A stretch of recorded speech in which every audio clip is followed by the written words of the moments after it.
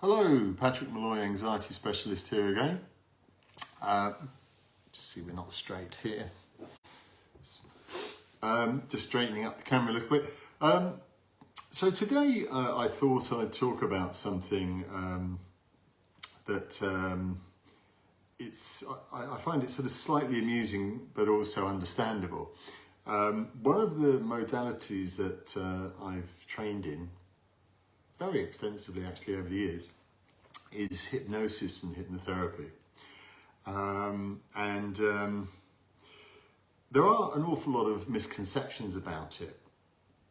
And as I say, this is understandable because most people's exposure to hypnosis and hypnotherapy may be from either TV shows or sometimes go to the theatre and see a hypnotist, or in student unions, etc. And they have people doing all sorts of odd things, like eating onions and apparently believing that they're an apple with no signs of disgust or distress. And the hypnotist might say something like, oh, okay, every time I tap you on your right shoulder, you'll believe that you're Elvis Presley, and you'll start singing there ain't nothing but a hound dog, and all this sort of stuff. And it's all, it's all quite funny. I actually feel it's a bit old hat now, to be honest. But that's most people's perception. I don't actually advertise myself as a hypnotist or hypnotherapist, really. It's just one of the things that I've done a lot of training in. But sometimes people will be referred to me and they'll say, oh, I hear you're a hypnotist. Do you think you can hypnotize me? And you can sort of tell when somebody asks you that they're coming from that perception that it's about somebody controlling your mind and making you do things and making you see things that aren't there. I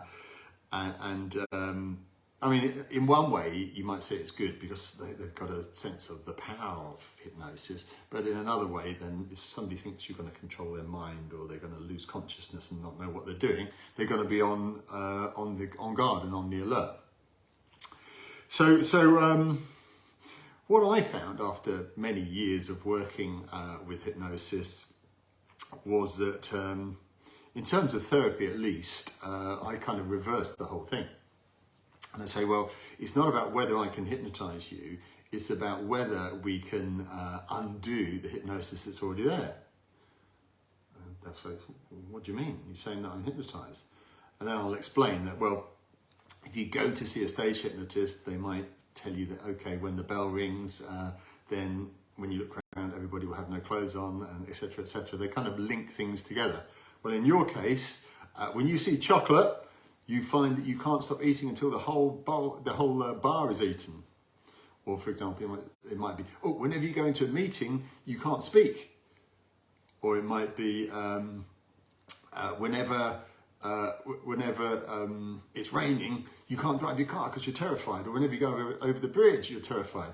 So all these symptoms are, it's very much a kind of hypnosis that's already there. A causes B, and that's sometimes known as anchoring in things like NLP.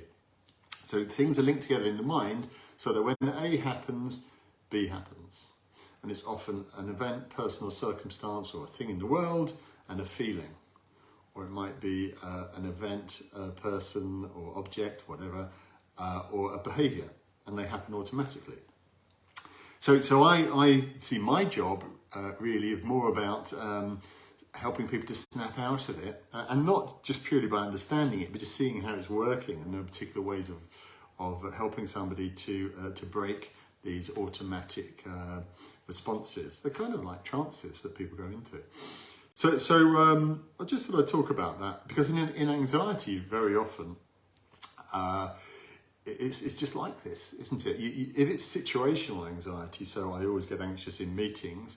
Meeting equals anxious equals can't breathe, can't catch, my voice goes funny, and sweaty, and all the rest of it.